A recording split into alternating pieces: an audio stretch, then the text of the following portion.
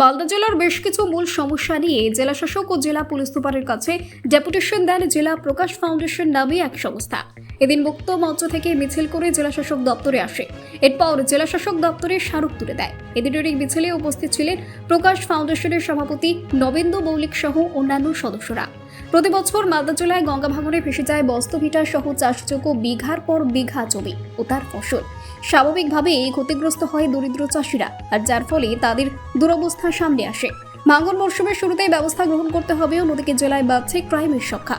প্রকাশ্যে এই দিনের আলোতে ঘটনা ঘটছে, অথচ পুলিশ প্রশাসন নির্বিকার। চিকিৎসা ব্যবস্থায় সাধারণ মানুষ সঠিকভাবে পাচ্ছেন না, সেই দিকেও বিশেষ নজর দিচ্ছে না প্রশাসন। বিঘার পর বিঘা জমি আমবাগান কাটা হচ্ছে, ফলে পরিবেশের ভারসাম্য যেমন নষ্ট হচ্ছে, তেমনই অর্থনৈতিক ক্ষতি হচ্ছে চাষিদের। নির্দিষ্ট নিয়ম না মেনে জলাশয় ভরাট করছে মাটি মাফিয়ারা। মোট 25 দফা দাবি সমেত জেলা শাসকের দপ্তরে ডেপুটেশন দেওয়া হয়।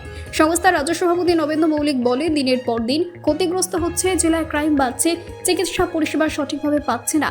এই ধরনের মোট 25 দফা দাবিতে ডেপুটেশন দেওয়া হয়। আমরা চাই সাধারণ মানুষ যাতে ক্ষতিগ্রস্ত না হয়। Bureau report, Jazba 24 Bangla. শাসকের কাছে 25টি বিষয় আছে এবং অনেকগুলি জেলার বিভিন্ন বিষয়, এবং এসপি সাহেবের কাছে 15টি বিষয় আছে, যার মধ্যে একটা রিভার ব্যাঙ্ক ইরোশনের কথা।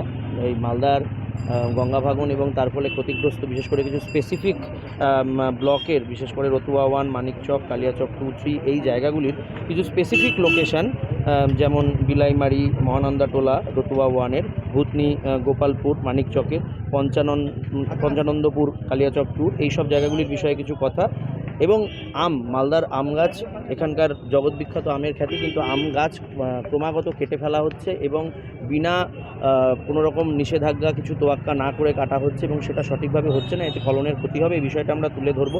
ড্রাগ অ্যাবিউজ গোটা জেলা জুড়ে এবং রাজ্যের অন্যান্য জেলার মধ্যে এই জেলায় একটা হটস্পট, একটা পয়েন্ট হয়ে দাঁড়িয়েছে, বিশেষ করে একটা সিলেক্টিভ এলাকা, এবং তার সাথে সাথে গোটা জেলা জুড়ে এটা চলছে, এবং তার সাথে সাথে ক্রিমিনাল অ্যাক্টিভিটি বাড়ছে, সেটাও আমরা তুলে ধরার চেষ্টা করব। হেলথ ইনফ্রাস্ট্রাকচারের কথা আমরা বলার চেষ্টা করছি, যেখানে মালদা মেডিকেল কলেজে সিসিউ বেড, ডায়ালিসিস বেড এগুলোর অত্যন্ত অভাব, এবং আরও বেশ কিছু, যেমন চাইল্ড ম্যারেজের বিষয় আছে। এই জেলায় চাইল্ড ম্যারেজকে কন্ট্রোল করা যাচ্ছে না, বারে বারে হচ্ছে। বেশ কিছু রুরাল এরিয়ায় ওয়েটল্যান্ড যেগুলো ভরাট হচ্ছে। মাইগ্রেন্ট ওয়ার্কারদের বিষয়ে বেশ কিছু সমস্যার কথা। তাদের অনেক ক্ষেত্রে রেজিস্ট্রেশন নেই। মহিলা মাইগ্রেন্ট ওয়ার্কাররা, তারা চলে যাওয়ার পর তাদের অনেক ক্ষেত্রে ইনফরমেশনস পাওয়া যাচ্ছে না, সেফটি প্রোটোকলস হচ্ছে না, এই বিষয়গুলি। এবং তার সাথে অবশ্যই জেলায় সাম্প্রদায়িক সম্প্রীতি বজায় রাখার জন্য পুলিশ এবং অ্যাডমিনিস্ট্রেশনকে কড়া ব্যবস্থা নিতে হবে। এটা একটা বর্ডারিং জেলা। এই জেলায় অনেকগুলো আনফেন্সড এরিয়া আছে, সেখান থেকে মাঝে মাঝেই সমস্যা তৈরি হয়। সেই বিষয়গুলিতে আমরা 100% ফেন্সিং চাইছি, যাতে এই ধরনের সমস্যা জাতীয় স্বার্থের ক্ষেত্রে প্রতিহত করা যায়। আপনার নাম? আমি নবেন্দু মৌলিক, রাজ্য সভাপতি, হুমায়ুনপুর প্রকাশ ফাউন্ডেশন।